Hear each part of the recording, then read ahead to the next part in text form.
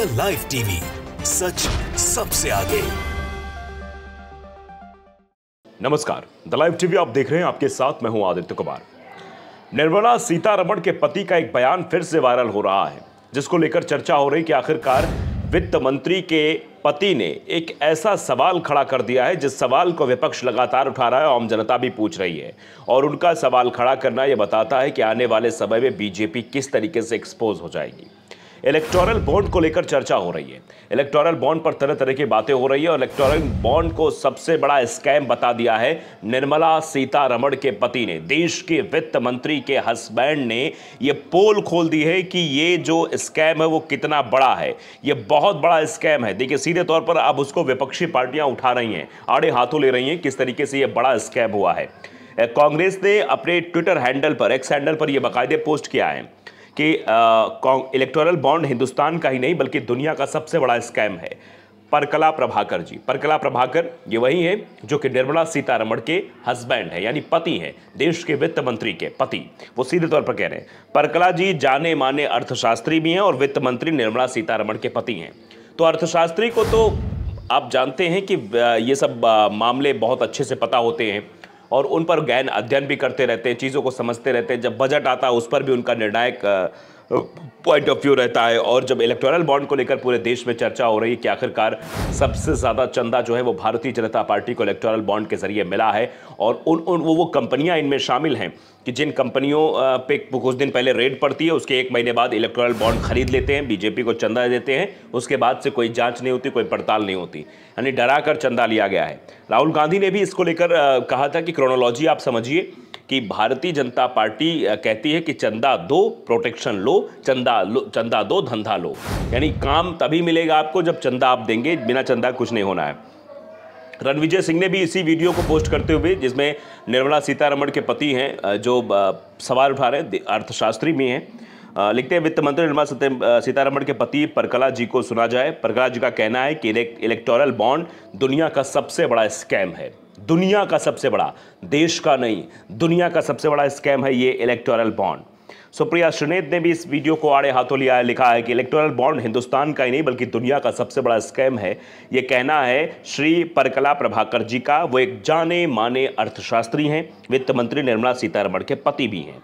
अलका लांबा भी इसको एक्स पर पोस्ट करती है। आप समझिए वीडियो किस तरीके से वायरल हो रहा है और ये सवाल खड़े कर रहा है भारतीय जनता पार्टी की हर उस नीति को, नियति को, सबको साफ कर रहा है, स्पष्ट कर रहा है।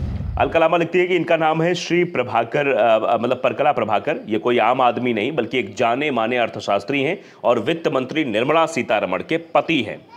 इनके मुताबिक इलेक्टोरल बॉन्ड इस देश का नहीं बल्कि विश्व का सबसे बड़ा घोटाला है, दुनिया का सबसे बड़ा घोटाला, सबसे बड़ा स्कैम है ये जो घोटाला हुआ है। इसके आगे कहने को कुछ बाकी नहीं है।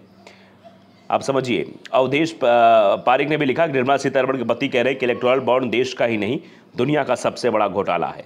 कृष्णकांत भी लिख रहे हैं कि परकला प्रभाकर जी जाने माने अर्थशास्त्री हैं, उनका कहना है कि इलेक्टोरल बॉन्ड दुनिया का ही नहीं बल्कि मतलब देश का ही नहीं बल्कि हिंदुस्तान का ही नहीं बल्कि दुनिया का सबसे बड़ा घोटाला है। इससे आप समझ सकते हैं। सुरेंद्र राजपूत ने भी लिखा है कि इलेक्टोरल बॉन्ड हिंदुस्तान का ही नहीं बल्कि दुनिया का सबसे बड़ा घोटाला है। ये कहना है श्री परकला प्रभाकर जी का। वो एक जाने माने अर्थशास्त्री हैं, वित्त मंत्री निर्मला सीतारमण के पति भी है। तो आप इस बात को बिल्कुल भी समझ सकते हैं क्या चीज़ें हो रही हैं और इलेक्टोरल बॉन्ड को लेकर जो चीज़ें फैलाई जा रही हैं वो भी अपने आप में दिखता है। लिखिए, रवीश कुमार प्रौढ़ी एक अकाउंट है, उससे भी एक पोस्ट हुआ है, लिखा है मोदी सरकार में वित्त मंत्री निर्मला सीतारमण के पति श्री परकला प्रभाकर जी का कहना है कि इलेक्टोरल बॉन्ड हिंदुस्तान का ही नहीं बल्कि दुनिया का सबसे बड़ा स्कैम है। किसी मीडिया में इस पर खबर दिखे तो बताइएगा, यानी कहीं अगर आपको मीडिया में ये खबर देखने को मिल जाए तो आप समझ जाइएगा कि इस खबर में वाकई में दम है, क्योंकि खबरें वही होती हैं जो छुपाई जाती है, जो आप तक ना पहुंचने पाए वही असली खबर होती है और वही असली खबर आपसे छुपाई जा रही है। दरअसल निर्मला सीतारमण के पति का ये कहना है, उन्होंने कहा कि लड़ाई बीजेपी और भारत के जनता के बीच होने वाली, ना कि विपक्ष के बीच। वो ये भी कहते हैं, ये सादब अफरीन ने लिखा है कि ये इलेक्टोरल बॉन्ड को लेकर बहुत बड़ा स्कैम उन्होंने बताया और ये भी कहा कि ये लड़ाई बीजेपी और भारत के जनता के बीच होने वाली है, ना कि विपक्ष का इसमें कोई रोल नहीं है। ये लड़ाई सीधे सीधे बीजेपी और जनता के बीच है। देखिए, दयाशंकर मिश्रा लिखते हैं कि ये बीजेपी और जनता के बीच की लड़ाई है। इलेक्टोरल बॉन्ड दुनिया का सबसे बड़ा घोटाला है। धीरे धीरे जनता तक ये बात पहुंच रही है।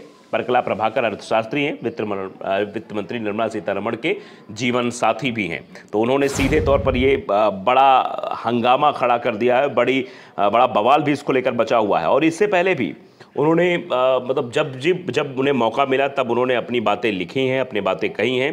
केंद्र सरकार की क्लास भी लगाई है, कोरोना काल के दरमियान भी क्लास लगाई है। आप ज़रा देखिए, ये खबर जो है वो 25 अप्रैल 2021 की है। वित्त मंत्री निर्मला सीतारमण के पति ने फिर लगाई केंद्र सरकार की क्लास, कोरोना से निपटने में सरकार की नीतियों पर भड़के। कोरोना के टाइम भी जिस तरीके की नीतियां अपनाई गई थी सरकार द्वारा, उन नीतियों को लेकर भी सवाल खड़ा किया। इलेक्टोरल बॉन्ड को लेकर जो भ्रम फैलाने की कोशिश की जा रही जनता के बीच और जिस तरीके से उससे बचने की, उस स्कैम से बचने की कोशिश हो गई। SBI के द्वारा कोशिश की गई कि वहाँ पर जाकर याचिका डालेंगे सुप्रीम कोर्ट में, सुप्रीम कोर्ट इस बात को नहीं मानेगा, वो इस बात को डिनाई करेगा। तो ये सब चीज़ें जो दिख रही थी वो ये और इशारा कर रही है कि कोशिश तो पूरी की गई लेकिन उस कोशिश का कोई परिणाम निकलकर सामने नहीं है, क्योंकि सुप्रीम कोर्ट अपनी बात पर अड़ा रहा और सुप्रीम कोर्ट की तरफ से कहा गया कि कोई बहानेबाजी नहीं चली है। सारा डेटा जो है वो सार्वजनिक होना चाहिए, चुनाव आयोग की वेबसाइट पर होना चाहिए, लोगों को पता चलना चाहिए कि आखिरकार कितना इलेक्टोरल बॉन्ड के जरिए चंदा बीजेपी को मिला और किसने कितना चंदा दिया और क्यों दिया। जब ये सब धीरे धीरे सामने आने लगा, धीरे धीरे चीज़ें सामने आने लगी, कंपनियों के नाम सामने आने लगे, कितने इलेक्टोरल बॉन्ड खरीदे गए और उसके बाद कितना व्यापार उन कंपनियों को मिला, कितनी समस्याएं जो तो उनके सामने थी वो सब हट गई। तो ये मतलब एक प्रोटेक्शन के तौर पर कि अगर प्रोटेक्शन आपको मिल रहा है तो आपको चंदा देना पड़ेगा, नहीं देंगे तो प्रोटेक्शन हट जाएगा। इसको लेकर भी कई तरह के वीडियोज़, कई तरह की खबरें भी वायरल हो रही थी। फिलहाल हम बात कर लेते हैं परकला प्रभाकर जो हमेशा से केंद्र सरकार को समय समय पर ये याद दिलाते रहते हैं कि चीज़ें गलत होंगी तो मैं सवाल उठाऊंगा, मैं निर्मला सीतारमण का पति हूं, इससे मुझे मतलब नहीं है। वित्त मंत्री निर्मला सीतारमण के अर्थशास्त्री पति परकला अर्थशास्त्री हैं, इसलिए समझ है, चीज़ों की समझ है। नोटबंदी के समय भी हुए मसलों को लेकर उनकी समझ अच्छी है। कोरोना के समय सरकार ने नीतियां उठाई थी, उनकी भी समझ उन्हें अच्छे से है। और अभी जो इलेक्टोरल बॉन्ड को लेकर सरकार बचने का प्रयास कर रही है उस पर भी उनकी अच्छी समझ है, इसीलिए उनका वक्तव्य आया है कि ये दुनिया का सबसे बड़ा घोटाला है, सबसे बड़ा स्कैम है इलेक्टोरल बॉन्ड। उन्होंने एक बार फिर केंद्र सरकार की कोरोना से निपटने के लिए बनाई गई नीतियों पर अपनी नाराज़गी व्यक्त की थी। उस वक्त उन्होंने यूट्यूब चैनल के एक प्रोग्राम में कहा था कि कोरोना संकट में वंचितों की मदद करने के बजाय सरकार हेडलाइंस मैनेजमेंट व अपनी पीठ थपथपाने में लगी रहती है। उन्होंने अपने कार्यक्रम में कहा था कि ऐसा लग रहा है कि सरकार किसी ऐसे सवाल का जवाब देने से बच रही है जो उसे परेशान करने वाला हो। पूर्व प्रधानमंत्री मनमोहन सिंह ने वैक्सीन से संबंधित कुछ सुझाव दिए थे, जिस पर एक मंत्री ने बहुत खराब प्रतिक्रिया देते हुए इस मुद्दे को राजनीतिक बनाने की कोशिश की थी। वित्त मंत्री के पति परकला प्रभाकर पिछले साल भी अक्टूबर में एक अखबार में लिखे अपने लेख के कारण चर्चा में आए थे। उन्होंने अपने लेख में केंद्र सरकार की आर्थिक नीतियों पर जमकर हमला बोला था। यानी समय समय पर सरकार के द्वारा चलाई जा रही योजनाएं और सरकार के द्वारा गलत नीतिगत फैसलों को लेकर वो सवाल उठाते रहे और सवाल आगे भी उठा रहे हैं। अपने कार्यक्रम में वो घटती टेस्टिंग और घटते वैक्सीनेशन पर चिंता व्यक्त करते हैं। वे कहते हैं कि डॉक्टर हमें बता रहे हैं कि स्थिति चिंताजनक हो रही है, कोरोना की जांच घट रही है, हॉस्पिटल और लैब में जांच करने से बच रहे हैं क्योंकि उन पर काम का दबाव बढ़ रहा है और इस काम के दबाव बढ़ने की वजह से ही ये सब चीज़ें की जा रही है। तो आप समझ सकते हैं किस तरीके से सरकार कर रही है। और फिलहाल जो इलेक्टोरल बॉन्ड को लेकर बात कही गई है वो अपने आप में बहुत गंभीर बात है, बहुत गंभीर चुनौती भी है। द लाइव टीवी को अगर आपने सब्सक्राइब नहीं किया जरूर करिए, बेल आइकन दबाइए ताकि सच खबर आप तक पहुंचती रहे। नमस्कार। द लाइव टीवी, सच सबसे आगे।